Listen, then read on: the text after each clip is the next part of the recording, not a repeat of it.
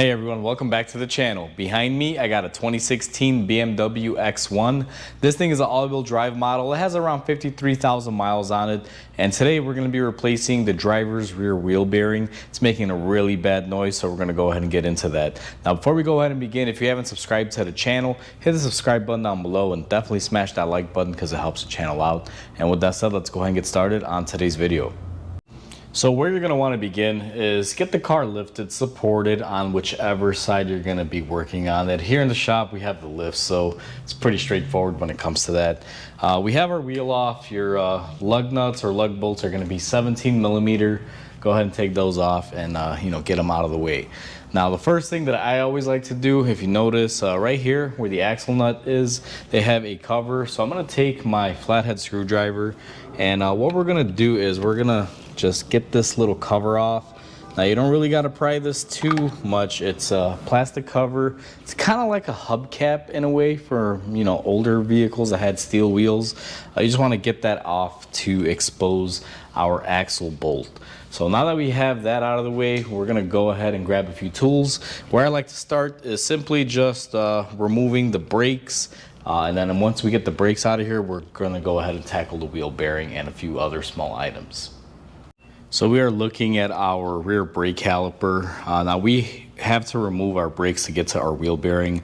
Instead of taking the caliper off the bracket, I'm going to elect to remove the bracket, everything in one piece, just disturbing less. It may prove to be easier this way for some or more difficult for others. It just varies depending on what kind of tools you have and how you can get in there. Now, to remove the bracket, if I get everyone into position here, we're going to see we have these E-Torx bolts. There's one here and one down there. We're going to go ahead and remove those. They are a E14 size, and once you remove those, you should be able to slide the whole bracket and brake system in one. And my setup is going to be pretty simple. I got my socket. Again, it's an E14. I got my 3-inch extension and just a 3/8 ratchet, and I should be able to just sneak in here and just loosen these up. So let's see how this one's gonna work here. And just like that, that's pretty straightforward. My bolt is loosening up. Sometimes these can be a little difficult because the way that E-Torx bolt is, it's just not a lot of surface area for you to grab onto with your socket. So after a few years, sometimes you can run into a little bit of trouble. But either way, I'm not gonna bore everyone. We are just removing these two bolts. So I'll bring everyone back once I have these removed. So we almost have our bolts off here. I actually have my last one. And these are a little bit of a bear. Now, everyone can see these have a tendency to rust up. Make sure you put your E-Torx socket all the way in and you're fully engaged on them to show everyone the best example of that. Basically, if you have this on the car, your E-Torx socket should go all the way in like that. Do not try to remove them if you're about partially in or halfway, something like this, because they will strip. This design, I don't know why they use it. I'm not a big fan of it. To me, just a regular style bolt would be better, but it's just how BMW did it. And they also are a little bit of a bear because they do have some blue Loctite on them. So heads up with that. So now that we got our bolts off, it's a little tight here. Let me see if I can get the camera angled correctly. What we're gonna do is just go ahead and pull off our brake assembly here. And I'm gonna grab my hook, and we are going to look for some place to hook this out of the way, which doesn't appear to be many, but there's a little bracket back here. Let me see if I can hook it out of the way. So this is gonna be a little difficult here. So let's see. There's really not any good places. Way to go, BMW. So let me see, I'm just gonna wrap it around this. And that should hold on there pretty good. So there's no real way for me to hang it up. So what I wound up doing is I got my hook on here supporting it, and it's being held down by this upper control arm. You never want to let this assembly sag and just hang on the wiring and the lines. This has electronics going to it. It has wiring, and it also has a hose on there that carries the oil for the hydraulics. because it does have an electronic parking brake setup. But now that we got that done and out of the way, let's go ahead and remove our rotor. We're going to start by removing this rotor screw. Let me go and get the appropriate tools and we're going to get this off. So to get the rotor off, we're going to remove this Allen bolt. It's a 9mm. I'm going to go ahead and put it on my right angle impact here. It's a ratchet. Hopefully it comes off. Sometimes they won't. They can be seized in there. Luckily this one it did. So we got pretty lucky there. We're going to go ahead and take our hardware, push it off to the side. Let's put our light somewhere where it's favorable to us, but sticking a light on these cars on the chassis is kind of difficult. And since we're going to be reusing the rotor, what we're going to do is we're going to hit on the face, just a little small ball peen hammer. And just like that, we're going to get our rotor off. And we are pretty much there. We have everything that we need off to be able to work on our bearing. And the first step is going to be to loosen this axle nut or axle bolt. BMW doesn't use a standard nut. It's you know, like a bolt that goes through it. This thing is a little weird. When we get the bearing off, everyone will see the way this axle setup is. It's very unique. Haven't really seen too many on consumer use items like, you know, vehicles and things, but yeah, it's going to be a little interesting unless you've worked on these before and you're familiar with them. So let me go ahead and grab some tools and let's get that center bolt out. Now that we have our brakes off, according to a few notes that I looked up on this car, they say that you got to remove this pulse generator, aka wheel speed sensor. It's a fancy way of saying it, but anyway, I believe this one is going to be a E8 Torx. I think the reason why they want you to remove this because it's like an ABS wheel speed sensor, and if you don't, they're usually made out of plastic. They can break. So we're just gonna go ahead and take this off per footnotes that I looked up on Mitchell. Now I haven't really done one of these before. You know, I just kind of looked up the tech notes and procedures, and it says that this is highly important. Now this could be seized in there, so what you're gonna want to do is just rock it back and forth. Let me see if I can get it off. It's a little stubborn, but mine's coming off and we're in the rust belt, so I'm sure yours will come off too. So just like that, we got ours off. We're gonna go ahead and just tuck it here to the side just so it doesn't get back in there. And we're gonna go ahead and move forward now, and let's go ahead and take off our axle nut. So the center bolt is going to be a 17mm Allen. It's a huge one. We're gonna go ahead and take this off. Now there are gonna be a few things that come off with this. We're gonna have a little O-ring, and there's like a little spring pressure retention thing here. These I believe are one-time use. I have a new one. As a matter of fact, we have all new hardware for this. Even the wheel bearing bolts are brand new, including the axle bolt. So there's no need for us to keep this. We're gonna go ahead and put that in the scrap pile. Now that we have that off our vehicle, what we're gonna do is lift the car up, get to the backside, and it's gonna be time to start removing our 4 hub bearing bolts. Just to give everyone an idea, this is a bolted on hub, so there's 2 bolts on each corresponding side. I'm gonna elect to hit these with some penetrating oil just from the outside here. Not that it's really gonna do much, but it makes me feel better. So that way, you know, there's a less chance of something possibly breaking or going wrong. And my favorite thing to use here is going to be PB Blaster. So, well, again, it's spraying them this late in the stage isn't really going to do much, but you know, it can't hurt. I'm hoping this hub here isn't seized. To be quite honest with you, I've never done one of these before. This is the first time I've done this style. We don't really get too many BMWs here. I work on a lot of Mercedes, but BMWs are kind of a rarity. So we are now on the back side of it. Everyone can kind of see here that we have our axle right in the center, and we got 1 bolt here, 2, 3, and 4. Now, I already started kind of working on this bolt, just wanted to see how much force it would take. You will have to break these free by hand, and then maybe use the impact to get them off. The sizing on them is an E18. That's what I'll be using. I'm using this chrome E18 just because it has a lot of spacing. I don't want to use a super thick socket to get in there. We're limited on room. And like I said, break them loose by hand, and then if you want, use an electric tool to get them off, or an air tool, whatever you prefer. Now, I can't really show everyone me removing all these individual bolts, so I'm gonna set the camera back and just you know, kind of let everyone watch me suffer as I do this. This is gonna be a little bit of a pain. It's one of the more intensive parts of this process. Aside from getting the wheel hub off, if it seized inside a knuckle, that'll be another story, but that's coming up next. Let's see if we get lucky. But either way, I'm gonna set up the camera, have you guys watch me do this because I can't really leave the camera where it's at. It's gonna be in the way. So let the pain and suffering begin if this is difficult. But anyway, I'm gonna start with the one we already had loosened up as a test. So let me get my socket on there, and we're gonna go ahead and hit it with our Milwaukee Impact. Oh, that is surprisingly not that bad. Okay, so that penetrating oil did somewhat make it through, and it did help there towards the end. So we have one down. Now this one was very easy because I pretty much had loosened it previously. Being a mechanic, you always want to test stuff, so let's do one that I haven't touched. So let's get on this one right here.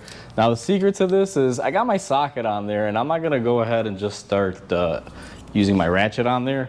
Once I feel it's in its place, because these e-torques can be difficult, I'm gonna go ahead and tap my socket on there, and I don't know if you guys saw, but it moved a couple inches there.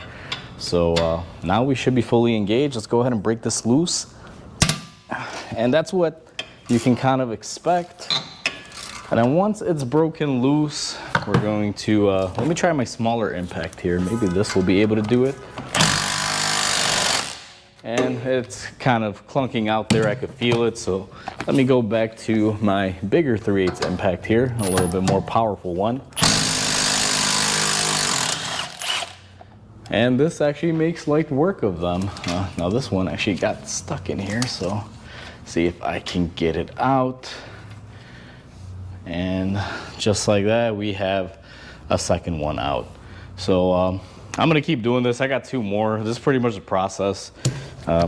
If you guys want, I'll leave the camera rolling, but this gets very boring very quickly, especially if I gotta block the camera with my big noggin, like I'm probably doing right now. I have the camera at an angle so you guys can kind of see without my head getting in the way.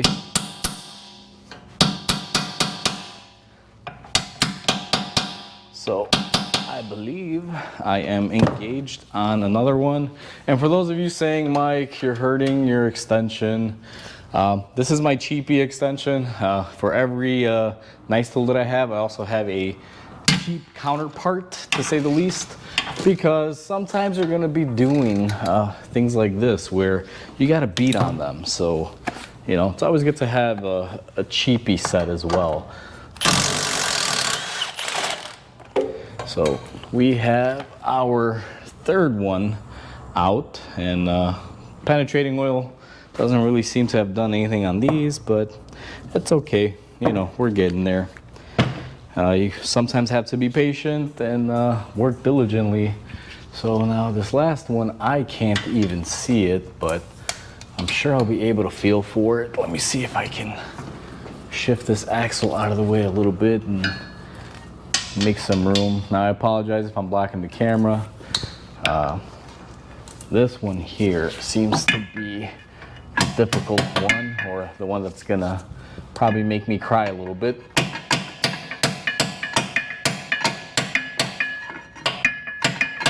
And for those of you that say, hey, mechanics don't cry, be a man. Mechanics are people too, guys. We have feelings. Now, the chance of me crying, probably a lot less. It was more of a joke, but, you know, if I stub my finger with a hammer, you better believe there's gonna be some tears coming out. I mean, that's normal, so. All right, let's try this one here, go for the gold. I had to use an extension there to try to give me some extra leverage, and I'm gonna have to hold this somehow to brace it. This one's not gonna be fun, I can already tell. Oh, wow, that took a little bit, but it gave. All right, so let's see. Hopefully I can fit my impact gun in here because we're a little limited on room, but let's see. Oh yeah, nice. All right, fourth one is out, so I'm feeling very happy right now. If I was a crying mechanic, I'd be crying tears of joy because I thought this thing was gonna fight me. So enough about me crying and whining. Let's go ahead and move on to the front side here, and let's get our bearing off. So this right here is going to be the moment of truth, and I have confidence. I have my small hammer. We didn't even go for the big one. Now, in theory, all we should have to do is knock this on here, and we should be able to get it loosened up. So let's see if this goes according to plan.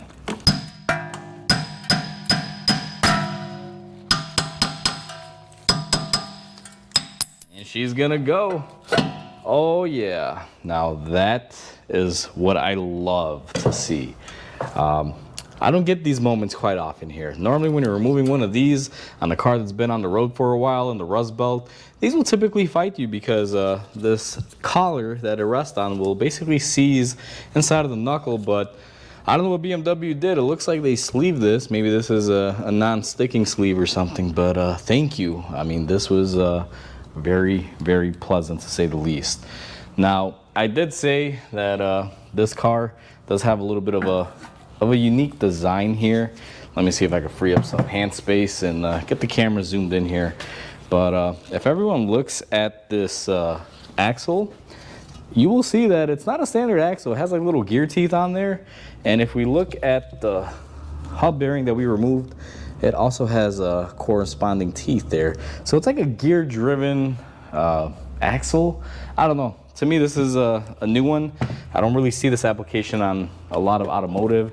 Maybe I'm just not cool. Maybe this is new technology stuff that you know, I don't get very often here at my shop. But either way, we're going to get this replaced. So I'm gonna go ahead and clean up some areas here, normally inside the flange area and things like that. And once I have that done, we're gonna get our new bearing and go ahead and put it on there. So we've cleaned up our areas. I didn't really want to take a grinder or anything to this, so I just used my brake cleaner and a rag. And BMW and the footnotes and Mitchell, looking at the guide, they're very adamant. They want to specifically make sure that there's no grease on this axle. So do not grease this gear. Now, initially, in my head, I would think that you'd want some grease in between the tooth splines or gear splines, but apparently that's a no-no. So we're gonna go ahead and just clean up our splines, make sure there is nothing that can inhibit them. And again, I'm just kind of going based off BMW footnotes here in Mitchell. They also do say to inspect it. This one looks like it's in pretty good shape. I mean, this car doesn't really have too many miles on it, but you know, always inspect it just to make sure. So now we're going to reach in our box of goodies here, and let's see if we can unbox this new bearing. So let me see if I can get this bad boy out of its bag, and voila, here is our new bearing. This comes with a new bearing seal and everything. And as far as reassembly here, what they basically want you to do, the gist of it, and you got to make sure you do this. You got to make sure there's full engagement on the teeth of the bearing and the axle. You want to make sure that's fully locked to lock. You don't just want to run it down really quickly and, you know, force it. That's the key takeaway from everything. So what I'm going to do now is just lift up on my bearing here, and I'm just going to you know, match it up to see if this thing has a certain direction, but it looks like you can put it in any which way, shape, or form that you'd like. And while I have my hand on it now, the camera may be really zoomed in here. Let me see if I can correct it here a little bit for everyone. And what I'm going to do is we got our new hardware bolts. I'm going to take one, or attempt, actually more of an attempt, because you got to have the extension here. So we're going to go ahead and use our extension and sneak in from the back. And this is just simply for me to be able to hold this on there. I want to get at least one bolt started here, because I don't want this assembly to fall down and drop and damage itself. Do not install this axle bolt until the very end. They were very specific about that. Now, I'm not a BMW tech, but I'm pretty sure that has something to do with something. And since I don't work on these every day, I'm going to take some advice. So I got one holding it in. We're gonna go ahead and lift the car up now and continue to put in the last 3 bolts that we have. And we're going to tighten them to some really weird specs. Not really weird, but BMW, they have some really quirky ways of asking you to tighten things. It's pretty specific. So I have everyone in kind of the least intrusive angle that will not get in my way, and we're just going to take our new bolts and just snug them up by hand. Now I will say you can use an electric or an impact gun if you just want to run them down lightly, and we're not talking about impacting these on. Do not do that, just because sometimes it can be tedious doing it by hand. However, I'm just gonna use my hand here. Now this axle has a little clamp on there that's kind of in the way of that little ear clamp, so we're going to kind of finagle this around here. Let me see if I can get this shifted around. There you go. It has a little ear clamp for the boot, and it wasn't allowing my socket to go in there straight. Let me see if I'm making any progress here. Oh, there we go. So apparently I was just spinning it for no reason there because I wasn't doing anything. So let me see, lift up on it, and these should go on very, very easily. If it's binding, you may want to kind of move stuff around here. Like I'm currently have this hand in the front of the bearing and just kind of rocking it just to make sure nothing is going to bind up. And that one is nice and hand snug. And again, we're just doing this to align everything up, and we will be torquing it. Now, I typically don't like sharing torque specs on the channel because sometimes throughout the years, manufacturers will make revisions. Let's say something didn't work, and you know, let's say they changed the torque specs for this specific job. Usually I try to avoid it because if I tell you do it this way and you're watching this video 20 years later or 10 years later, or you know, even a couple years, heck, let's be honest, even a couple months, what'll wind up happening is if they change it, you're gonna probably tighten it to the wrong specs and get yourself into some trouble. So heed my warning. All I'm gonna say is I'm currently going to use the specs that BMW has in place now. I will share them because this is one of those specific style jobs, and I'm having a difficult time here trying to tighten this last one. I don't know why this is being very difficult here. So let me, there we go, just my light was in the way. So anyway, like I was saying, I'm gonna use the current torque specs that I have from BMW here that they posted up on Mitchell. So if something changes and you don't follow up on it, always do your own due diligence and check torque specs for yourself. That's all I gotta say about that. Just play it safe. So now what I'm gonna do, if I can get in here, is put my ratchet in, and not even a lot of force, just snugging them up a little bit tighter than I was able to do by hand. And the main reason why I'm doing this is because I want to be able to center my bearing in case there is any sort of free play in it. And once you get all 4 snugged up, it'll tend to center itself. So let's see here, I got one more that I kind of hid because I put my axle a little bit downward. You're gonna have to shift the axle a little bit on these, especially if your clamp falls right on top of the boot head like mine does. Maybe I can, oh, there we go. If I just spin the other wheel, I can get that to move. So that wasn't bad. So what I'm gonna do now is just go around again with a little bit more force and an axe pattern just to finalize my snugness here. Again, I do this not because this is a torquing procedure, but if you just hand tighten the bolts on there and then go in a cross pattern and just give it a little bit of tightness, it'll help center everything. And I think we're good there. Hopefully this video isn't too washed out because this light is not working with me today, folks. It is definitely being a pain. So anyway, let me go brush up on my torque specs here, and I'll kind of, talk over this and show everyone, or not show, but I'll mention the torque specs and how they want you to do it, and we'll just kind of go from there.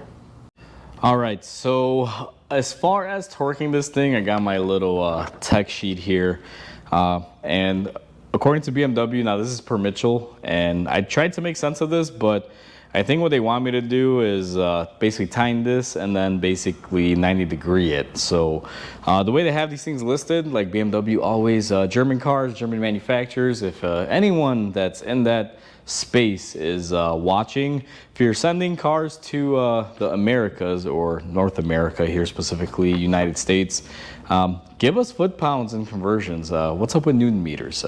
Every time it's a Newton meter, you have to do a conversion. So anyway, enough of me ranting. So according to this, it says for the M12 bolts, which are going to be the ones in the back, the ones that we just looked at, because they give me specs for the bolts and for the axle nut. But we're going to discuss both here, and I'll mention which one's which. So for the wheel bearing bolts to the hub, they basically want you to do them at 100 Newton meters. Now, if you convert that, you'll get 73.549 and some long number, which basically is about 74 foot-pounds. It's more like 73 and a half, but because I'm going to be using an extension, I'm probably going to tighten it up to about 74, maybe 75 on my torque wrench, because there's no way I'm going to get anything close in there. And the theory is that the longer the extension you use, the less torque you're going to be applying. So I'll probably dial it up to about 75 on the torque wrench, and that should get me 73-ish. And then once we do that, we're going to go 90. Now, for those of you that aren't aware what 90 degrees is, imagine this is a full circle. 12 o'clock is up here, 90 would be right here to 3 o'clock, just a quarter of the circle. Circles have 4 halves, so 360 divided by 4 is 90, and the basic quarter turn. That's the best way to put it. So after we time them to 73 foot-pounds, we're going to do a quarter turn with a ratchet, and that should set them. Now, the way I'm going to be tightening these is I'm going to go into a cross type of pattern, just in case anybody's wondering. Because to be honest with you, I don't know if I'm going to film me torquing it. It's just, I'm going to be in the way. I'm not going to, be showing much. So as far as the wheel bearing goes, that's where you need to tighten them to. Now for the axle, we're going to have to do 210 Newton meters, which roughly converts to 154 point some long number. So 155 foot-pounds, however you want to dice it. You can round up, round down, however you prefer. I'm probably going to do 155 just because, rounding up is a little bit better in my book, just in case the torque wrench isn't as accurate. And then they also want you to do a 90-degree turn, same as the bolts. And that's the part I don't understand. Now, let me take my torque sheet off here, because I do have some customer information here. And let me go ahead and get that out of the way. But this is basically what I'm looking at. And I don't know how well the camera's going to pick it up. Where are you? Right, there you go. Actually, let me go ahead and go behind the camera. But basically, that's what it's telling me. Now, this one's going to be the 4 bolts for the wheel bearing. This is going to be the axle nut. This is my conversion here that I just kind of hand wrote. Basically, it says 100 Newton meters and 90 degrees. This is where I was a little confused on. But, I guess that's what they want you to do. Couldn't find any more info or anything on there. So if they have the 90 degree in there, I'm assuming they want that and then that. Would have been nice if they put like a plus or say and 90 degrees, but that's where I'm getting my info from. So now that we've all seen the torque specs, again, just going to reiterate, this could change at any time whenever BMW feels like changing stuff out. So, always check your torque specs before. Make sure they haven't been updated. So anyway, I'm going to quit yapping. Start torquing, so I'll be right back with you guys once we've torqued everything down. All right, so we have our bolts torqued, and let me tell you, that was an adventure. To be honest with you, 75, 74 foot-pounds, whatever it was, achievable. That 90 degrees that they wanted, man, that was very sketchy to say the least. To be honest with you, I couldn't even really get full 90. Like, they were so tight, I thought they were gonna snap. So I just kind of just went as far as it could get, as long as it was somewhat fairly close. So I'm gonna do a little research on that because I don't know, it's weird. I know sometimes the whole 90-degree rule or 360 or 180, like I've worked on a lot of Mercedes like E63s with their crankshaft bolts. Sometimes you could never get it down to where, you know, the torque spec says you should get it to. The bolt just doesn't move, and it was kind of the same feeling on these. So I'm gonna do some research and see if I can find anything. Otherwise, pretty much I did the 173 plus whatever I could get out of the degrees, and if I go any tighter, I feel like these things are gonna snap. So I'm just gonna leave it at that for right now. Just wanna kind of give everyone a heads up on that, because it's definitely a really weird feeling when you know, you can't go anymore. So don't try to force it. That's all I can really say on that. So now that we got the back end all done, let's move to the front and get that axle tightened up. So the next step, according to the guide here, again, I'm referencing this because I've never done this job before. It says to clean off this sensor, and they call this a pulse sensor, which I find very weird. It doesn't really roll off the tongue real easy, like ABS sensor or wheel speed sensor. So I call it a pulse sensor, but that's just a fancy name for a wheel speed sensor. So I'm just using some brake cleaner, and I'm gonna go ahead and clean it off there. Now, what they want you to do is basically just put it back in there. It didn't really say anything specific. They just want you to install this after you install the wheel bearing and tighten it up. So we're gonna go ahead and put that on there. And let me see if I can line this bad boy up just like that. Start threading in this bolt, little M7 or E7 Torx, whatever it is. I believe it was a 7 if I recall. And I said it when I first removed it, so we're gonna go ahead and just snug this up. Now clearly no torque here, just snug as a bug, call it a day. Plastic sensor going into metal. So now what we're gonna do is we're just going to loosely hand tighten our axle bolt. And the way it's supposed to be set up is like this. They want it free and clear, no grease here, no nothing. So they want it nice and dry. This little O-ring, you want to make sure it's kind of on the edge here. That's how I took off the old one, and that's how it was referenced in the picture on the guide. So that's how I'm choosing to do it. Now I'm gonna check here and make sure that my axle is somewhat centered, and just going to go ahead and hand tighten this here. Do not use a gun for this stage or any sort of impacting tools. I'm just using my hand, and let me grab my socket here too, just to give me a little bit of extra grip. So what I'm gonna do is just loosely tighten this, and as I do that, I'm going to kind of rock this to make sure that I have those halves together correctly. Because you got to remember that you got to inner spline that gear, and you can't just be gear to gear like on the teeth on it. You got to be within the grooves. So I feel like I'm good, but you know, I like to be sure. So I'm gonna back this off here first, quick second, just because I wanna make sure.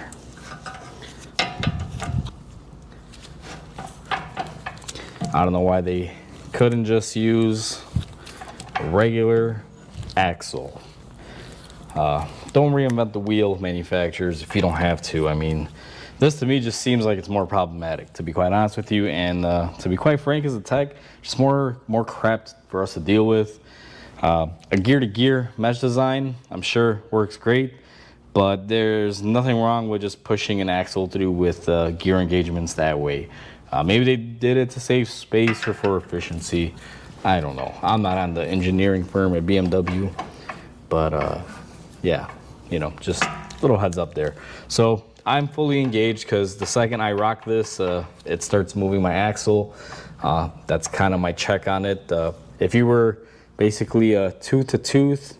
The second you touch this, it wouldn't engage. You'd have like a slipping point. But if you're in the grooves and you're intertwined, the second you move it, it's all gonna move. And that's basically what I have. Now I'm holding the other end of the axle and then I'm moving the hub, and I can definitely feel it. So for right now, that's hand tight. We're just gonna leave it like that for the time being, because we're gonna have to put the brakes on and everything. And in order for me to do that, I'm gonna have to slide everyone on over this way. And we're not doing a brake job or anything. I did off camera clean the underside of this rotor. So you wanna make sure you clean that up. I just took my die grinder to it. And if I could find my hardware here, we do have a little Allen head bolt that we need to put in here. So let me get that put into place. Our little set screw, holding screw, whatever you prefer to call it. And these don't really take a bunch of torque. I'm just going to use my impact gun here and you know, click nice and tight. That's all she wrote for that. So the next step, and it's probably gonna be very boring. Gotta kind of move the camera around here, but we basically just gotta put our brake caliper back on. And it's pretty simple. I mean, this stage is self-explanatory, but let me just show everyone how I do it. You know, why not? So you wanna make sure that your brake pads are pressed in all the way, and then make sure your lines aren't catching on anything. And basically, this is the hard part, and I hate this part.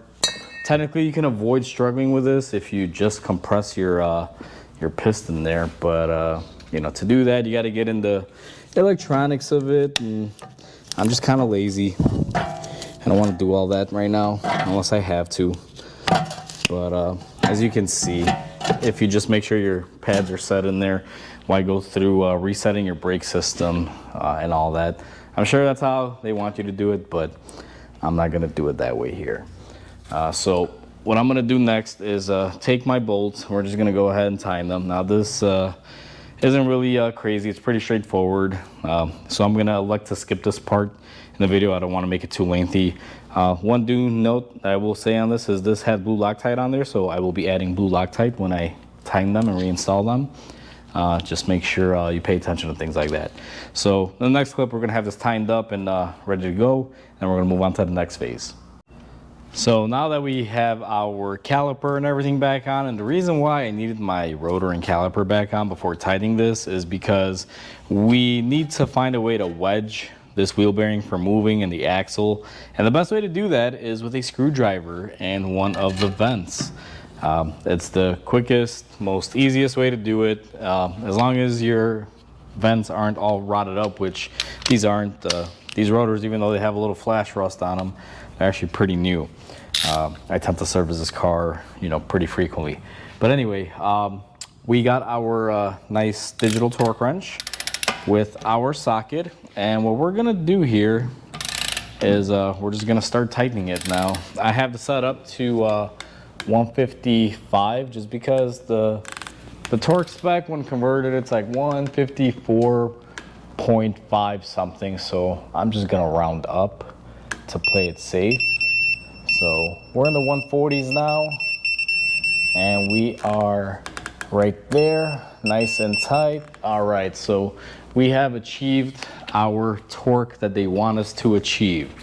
Now they want us to do the 90 degrees. Now I have to switch out from my torque wrench because it's not an angling torque wrench. And we're just going to be grabbing our regular half-inch wrench here. I had to run all the way to my toolbox to get it. So basically this should come up to about here.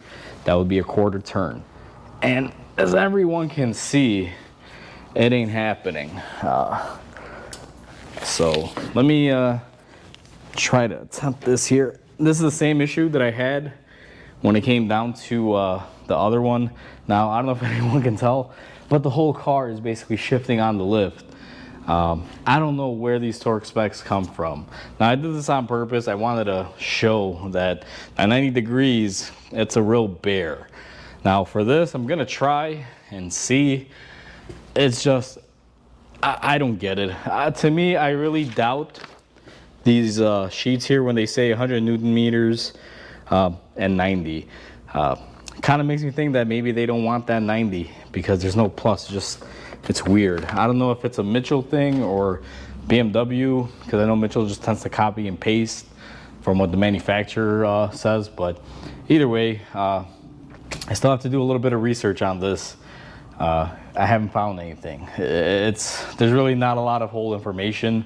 That's the main reason why I wanted to make this video for this wheel bearing, in case, you know, someone has this car, because these cars are getting older on the road, and I'm sure people are going to DIY this in their garage, and it'd be nice to have all the information. So again, I'm going to attempt this now. I'm not going to leave the camera on because it may be a while, but I'm going to see if I can get anything out of this. I mean, I barely got anything out of it, as everyone saw. So in the next clip, I'll bring you guys back in and let you know what I've you know, been able to do, and if I've uncovered anything. All right, so I did manage to get this really tight, but let's just say it took a while. So I did confirm that you do have to do the 90 degrees. It's the 210 Newton meters, which is the 154 foot-pounds, plus the 90.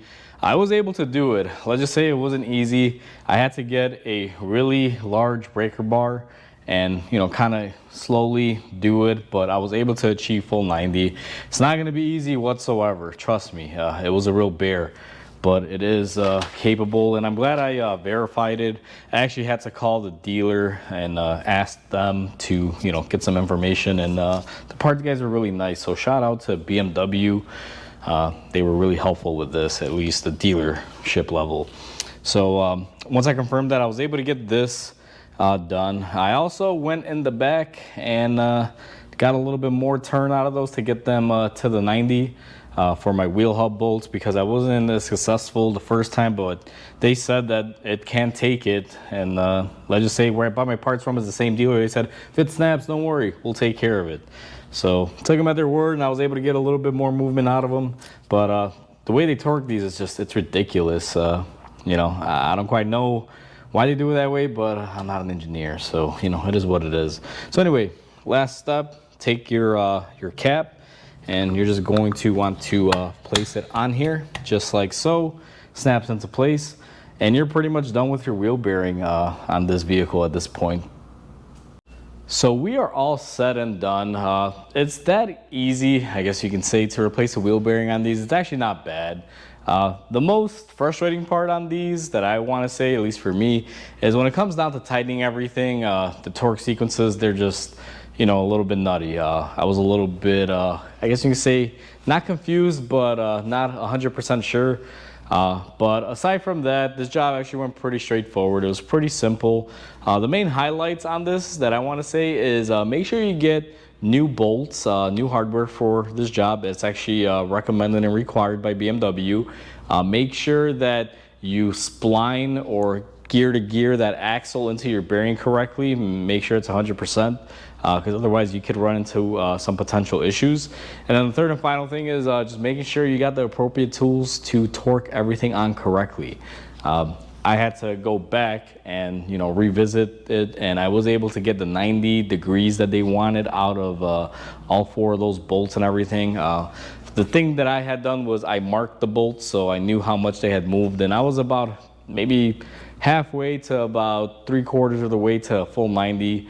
And I thought they were gonna snap. And then what I wound up doing was grabbing a 1/2 inch with an adapter and, you know, getting that extra quarter that I needed to get the full 90 degrees out of everything. And then the axle nut, just a really huge breaker bar, and I was able to achieve it. So make sure you got those tools if you plan on working on one of these now. I don't know if you can skimp on that. Typically, if they recommend a certain way to torque it, it's because it's pretty important. So I would definitely follow that. But overall, this job is not too bad. So that's pretty much it. That wraps it up. I'm glad I was able to film this, because there's a lot of videos of people doing the fronts, but no one really covers the rears on these. And it's a pretty unique design. I'm sure you saw that in the video. But either way, with that said, hopefully everyone enjoyed this video. Like always, comment, like, and subscribe, because it definitely helps the channel grow. I hope everyone has a wonderful day, and I'll catch you on the next video.